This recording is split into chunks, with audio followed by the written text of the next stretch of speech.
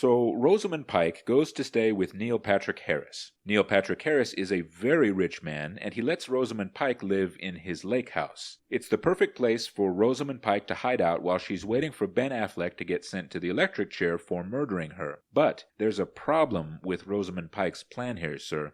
Neil Patrick Harris turns out to be a sociopath just like her. In fact, it appears he learned it from Rosamund Pike when they dated 20 years earlier. Neil Patrick Harris is extremely controlling. Neil Patrick Harris makes Rosamund Pike dress up for him and obey him. Essentially, Neil Patrick Harris is a manipulative narcissist who intends to make Rosamund Pike his sexual servant. So Rosamund Pike will have to pretend to submit to Neil Patrick Harris for now while she's hiding out in his lake house. She's going to have to play this situation very carefully. But since Rosamund Pike is a manipulative sociopath as well, she's up to the task. Do you remember when Neil Patrick Harris was in How I Met Your Mother, and then they had him marrying Robin?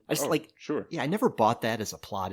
But it was a great show. But I couldn't really relate to him, Yeah, right. But these guys, I can relate to these characters. Rosamund Pike and Neil Patrick Harris. A lot of unenlightened people are going to look down on them. But in fact, manipulative sociopaths are the demographic that glorious leaders such as myself are drawn from. Haha, yes. I still remember my days as a young, inexperienced, manipulative sociopath. Back before the revolution, back before I deduced the breakthroughs of political science that you'll find in the General Secretary F Manifesto, I was not unlike Rosamund Pike and Neil Patrick Harris.